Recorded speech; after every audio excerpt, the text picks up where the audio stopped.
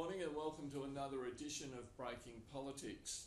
In a moment we'll be running a studio interview with Senators John Wacka Williams, he's the National Party Senator from New South Wales, and West Australian Labor Senator Louise Pratt from Western Australia. We'll be talking about issues including the targeting of Border Protection Minister Scott Morrison by the opposition, as well as Assistant Health Minister Louise Pratt. Also the whole issue surrounding the release of cabinet documents for the Royal Commission investigating the pink bats incident. But first, to bring us right up to date with what's happening today, we're joined by Fairfax Radio's Francis Keeney. Francis, good morning. Hey, good morning. Now, a week ago, the Fairfax papers released a Nielsen poll showing a 4-point bounce for the government. The government was leading 52 to 48. Now, News Poll is telling us something different. Something completely opposite. The polls are all over the joint, and according to News Poll, Labor is ahead by 8 points after preferences. Now, the poll out this morning also shows that Bill Shorten is threatening to catch up with Tony Abbott as preferred Prime Minister. Now, the coalition has played this down at doors today. It says it's getting on with the business of reforms to the economy and the budget cuts that we are expecting in May. Labor says it's because of those budget cuts, as well as job losses in manufacturing. That's a reason why Labor is ahead in the polls this morning. Doesn't quite make sense, though, does it? You know, Labor steaming ahead in the government steaming ahead in the polls in one and not in the other. Seems like people aren't engaged. Well, look, that could be one way of putting it. I mean, you've got a situation where there was a poll out by the ANU late last week talking about a survey of voters after the 2013 election, and it showed that out of a scale of 0 to 10, where 10 was the most popular and 0 was the least popular, none of our political leaders got over a score of 5. It could be a lack of engagement. It could be the fact that there aren't any political leaders that are really inspiring us at the moment. It's hard to say, but what is true that it doesn't seem to be that any political party, given how fluctuating the polls have been recently, has captured the imagination of the public. Now, Francis, one politician who certainly hasn't inspired the public is Craig Thomson, the former Labor member for Debelle. Now, he's been found guilty on theft and fraud charges, but I think many of us will remember the impassioned speech he gave to Parliament declaring he's innocent some time ago and pointing the fingers at others. What is the government planning to do about that? Well, yesterday he was referred to the Powerful Privileges Committee. Now, that committee in Parliament examines whether or not MPs purposely misled Parliament, and it can recommend jail time of up to 6 months and a hefty fine as well. Now, today, the Abbott government has gone one step further. It will be issuing an apology on behalf of Parliament over Craig Thomson's statements back in 2012. He named a number of HSU officials he claimed conspired to set him up over the HSU scandal. And today, Parliament, in conjunction with Labor, who will be supporting this, will be issuing an apology to those HSU officials and for the HSU members whose funds were misused as part of this scandal. So let me get this right. This will be a motion in Parliament? It'll be a motion in Parliament that will be introduced this afternoon. So it's kind of designed in a sense not just to admonish Craig Thomson, but to get Labor basically to support a censure of him. Well, the federal opposition claims that it will be supporting the motion, but says that it won't be wedged on this particular issue. It's interpreting this not so much as an apology over Parliament and the misuse of parliamentary privilege, but more to do with a political wedge to force Bill Shorten and Labor back into this issue, force them to talk about the Craig Thomson saga, which clearly was a thorn in their backside in the minority government when they needed Craig Thomson and his vote in order to retain power. Well, they say they won't be wedged. It sounds like they've been thoroughly wedged to me. Well, at least they're saying they're trying not to, put it that way. OK, now, later this week, Qantas is going to release some of its corporate results. There's widespread expectation that there will be significant job losses. What's the latest on that? Well, further to our reports last week that at least 3,000 jobs could go in Qantas, with an announcement expected on Thursday this week. There's reports that 5,000 jobs could go, and the future of Qantas's domestic terminal in Melbourne is also up in the air. Now, we've got the unions, which will be talking shortly. I can just see them on the TV there, talking about the future of Qantas. The federal government's response has been that they're considering a number of options that Qantas has put to them, including potentially a debt guarantee, so that the government would guarantee Qantas's debt and reduce the cost of lending for the struggling airline. Okay, Francis, thanks so much for keeping us up to date this morning. Thank you. And now to the interview I recorded a little earlier with Senators Louise Pratt and John Wacka Williams. Well, we're joined now by Senator Louise Pratt, a Labor Senator from Western Australia, and Senator John Wacka Williams, a National Party Senator from New South Wales. To start with, the continuing scandal about Scott Morrison and what he knew when, Louise Pratt, the Greens are calling for Scott Morrison's resignation or for him to be sacked. Why isn't Labor? Well, I would support his sacking, but that's actually a question for Tony Abbott, because Tony Abbott's the one that's got to set the ministerial standards for his team, and I think in this case those standards are indeed lacking. And why isn't, though, Bill Shorten calling for his resignation? Well, because that accountability properly belongs with Tony Abbott. Oppositions frequently call for the resignation of ministers. Well, why not in this case? Well, I don't believe that Scott Morrison is fit to be a minister. You can see that in his conduct, and you know, and his results. I haven't supported. I don't support him as a minister because you can see the secrecy that surrounds all of the decision making in the immigration space. And I would certainly support his resignation, but the accountability for that question really does belong on what standards Tony Abbott wants to set. Okay, Senator Williams, in his initial press conference on Tuesday, the day after the riot on Manus Island, the minister warned journalists against misinformation, and then he realised fairly soon that maybe some of the information he had given was not completely reliable, yet he waited 4 or 5 days to clarify it. Is that defendable? Absolutely. Scott Morrison is doing a tremendous job. We haven't had a boat for 8 weeks. Now, if there are problems in Manus Island, clearly there are, set up by your government, by the way, Louise, when you set it up. Look, he said then there's mixed information coming, and he's corrected the record. And as far as calling for his resignation, I think that is outrageous. We haven't had a boat in, 7, 8 weeks? If the boats stop, we stop drowning people at sea. And that is the big issue here. And to call for his resignation, Scott Morrison's been, I think, totally upfront about the whole issue. He has an obligation to answer questions in question time, truthfully. So just to be clear here, everything that goes right in immigration policy is to the government's credit, and everything that goes wrong in Papua New Guinea is Labor's fault. Yeah, you got it. Spot on. No, the point is this. Scott Morrison has got a very tough job to do. And we made the promise for the election we'd stop the boats, and that is exactly what is happening. I've slowed down enormously. And I'm sure, Louise, you would support that, because we had more than 1,100 people lose their lives in these leaky boats. That can't go on.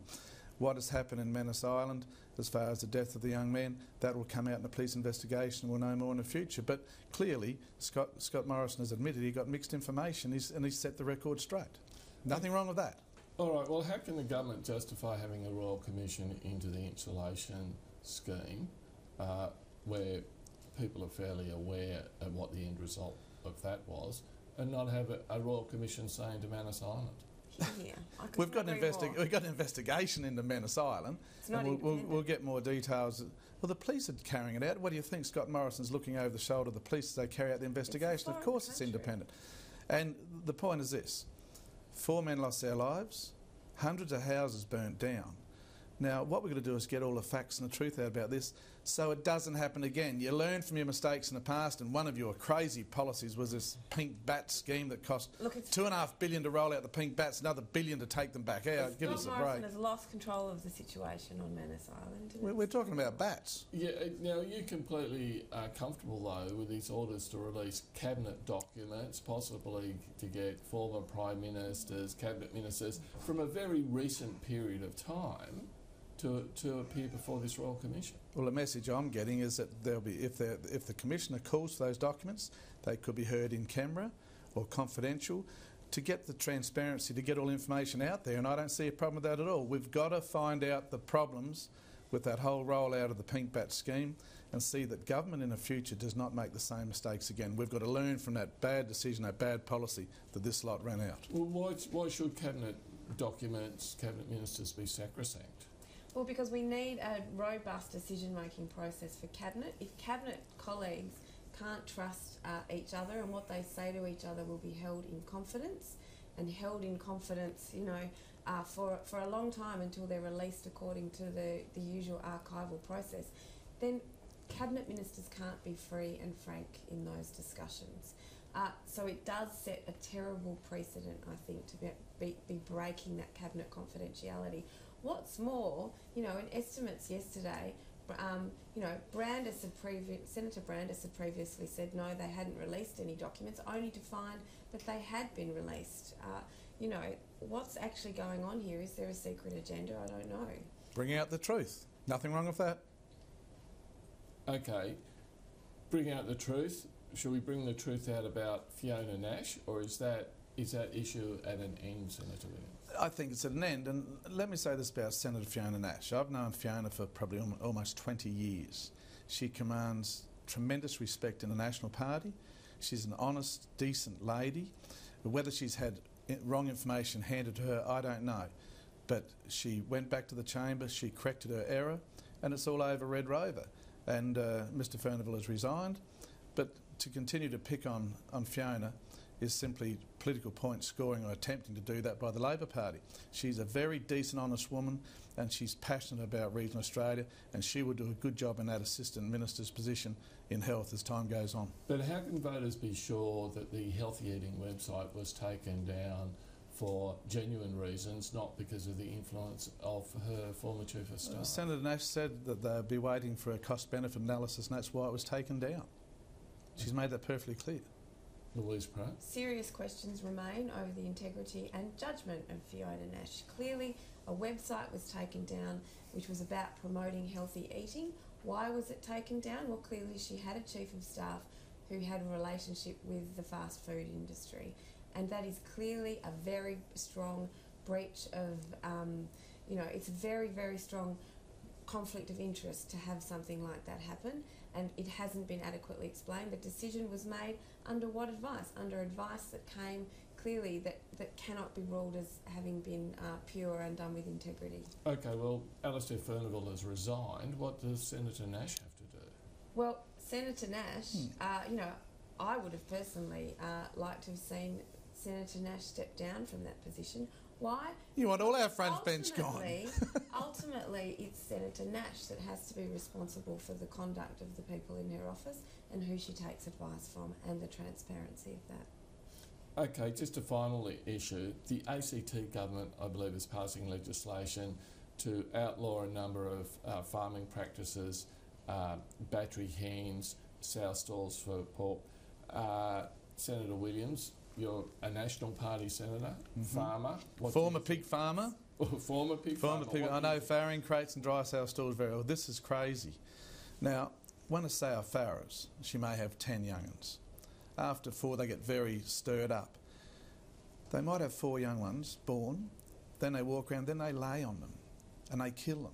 And that is a problem in a piggery, intensive piggery. You must produce to make a profit. It's a tough industry. I've been in it for years. To ban that means more dead pigs, less production. And if you want to ban battery eggs, caged birds, that's fine. Do that. And let the price of eggs go to $10 a dozen, and don't whinge to me when the production is so low of eggs or pork or bacon or ham that the cost goes up so much, and people are saying to us the cost of living is too high again, which is a common complaint we get. If you're going to stop farmers producing, be prepared to pay a lot of money for the products they produce. But isn't that kind of reflecting changing community attitudes? You've got supermarkets like Coles that are banning sow stalls anyway. I've discussed it with Coles, and I wonder the pig meat they import from America. I wonder if they've banned them in America. That'd be a very interesting answer to find out, wouldn't it? But going out doing this to the very people who feed us removing their productivity, removing their efficiency is only going to lead to more expensive farm products on the market, and people will pay for it. You've got to look after animals, and dry sow stalls are the best way to fatten a skinny sow once they've weaned their litter and they've lost weight. Put 4 or 5 in a pen and the fatter pigs will bully them and they'll starve to death. This is the way pig farmers look after their sows, look after their young, look after their progeny and produce so well, and likewise in the egg industry. Okay, well, Louise, Pratt, if a consumer wants to buy free-range eggs, sow stall free pork, whatever, they have that choice. It doesn't need legislation, does it? Well, I think the ACTs, I think they'll add a lot to the public debate about this issue. Clearly, they're not the heart of the whole of the pork and egg industry in Australia. So it'll be interesting to see what kind of pressure this does to kind of lift standards. But, I've really seen the pork industry, for example, really work to lift standards over time, and they're continuing to do that. They're actually working to phase out a lot of these practices themselves over time, and I'd really like to encourage the industry to do that. So do you think legislation is perhaps, sledgehammer to crack a wall? Well, I think it's probably a luxury the ACT has got, because they're not, custodians of the main parts of the industry, but I commend them for contributing to the public debate. Okay, Senator Louise Pratt, Senator John Wacka Williams, thanks so much. Thanks, Chris. Thank you. And that's Breaking Politics for another morning. Join us again at 2 o'clock when we'll live stream Question Time from the House of Representatives, and stay up to date for the rest of the day with Fairfax websites around the country. Otherwise, have a terrific day.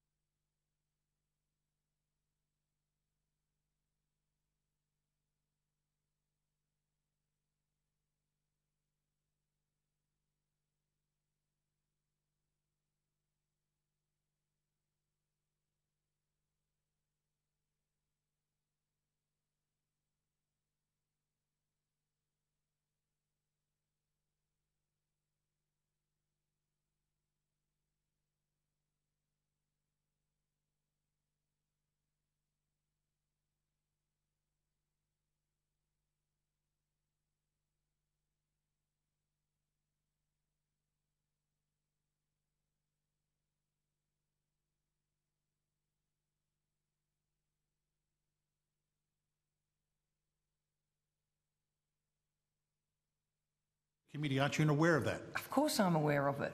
But But in relation to the documents tabled in the Senate, Mr Morrison's unable to table documents in the Senate. No, the question of the claim for public interest immunity. Mr Morrison has said that you, as well as he, made the claim for public interest immunity. Is that true? I will take that question on notice and review the evidence and revert to you. You can't tell me if you made the claim. I have stated that. I will take the question on At notice. this vital review the questioning evidence, point, I'm afraid, Senator get Singh, back to you. your time has over-expired. Senator Seselja. Thank you, Chair. I did want to just I wanted to go to some numbers in terms of offshore detention, but just before I wanted to just go back to one of the areas of inquiry of Senator Singh. Senator Singh raised the issues around LGBTI and what the arrangements are. I'm just wondering if you can enlighten the committee as to when the Labor government negotiated with PNG, whether those issues that Senator Singh has raised today, whether they were raised in negotiations. I can't recall, Senator, but not to my knowledge at that time. Okay, so it wasn't raised, as far as you know, by the former Labor government when they negotiated. Not to my recollection, Senator. So just to be clear, this is the issue about homosexuality being illegal in New Guinea. It wasn't raised when the arrangement was made by the then Australian government with the PNG government. Not to my knowledge, no, but you know, I wasn't the only person involved in those arrangements, Senator. So I would ask the minister, but I don't think this minister would know what happened when the arrangements were made by the previous government. It would be the previous government. PNG. Bearing in mind that obviously, yes, this is the previous government's policy that... Yes. Yes. Thank you. Senator Seselja. Thank you. Just wanted to clarify that. So just moving on to those numbers. So with offshore processing, we've got Kevin Rudd on 19th of July last year said, from this point forward, asylum seekers who arrive in Australia by boat will be sent to PNG for processing and resettlement. Just want to know, from the department's point of view, was that policy, obviously there's some serious financial implications of that policy, was that policy costed by finance for the former government? Yes, Senator. There would have been a range of decisions made at the time. I'm just going from memory now. Sure. A range of decisions made at the time. Finance would have been involved in conversations around those issues. Yeah. Okay, thank you. And are you able to give us an idea of some of the assumptions under which the previous government's offshore processing policy was costed? Again, there was a range of issues in place. I'll just see if I can find. Well, I might, as you're finding that, yep. Secretary, I might sort of, I guess, maybe make the question even more direct. In terms of a particular assumption, what was the assumption that was agreed to with the Department of Finance, or which Finance ticked off on and is then reflected in your budget in relation to the number of illegal arrivals who would be sent offshore for processing? So, Senator, the arrangements in place at the time were under a demand funding model which largely focused on the onshore environment at that particular time. When we introduced the RRA arrangements, the funding model then started to look at how many people were in different types of detention or in the community across the Australian sector, and then started to look at offshore processing centres. For memory, they were based on a number of around about 1,100, I think, in the offshore context, but clearly by the time we got to July, August, there were significantly more that were fitting the category, if you like, that needed to transfer to an offshore environment. And then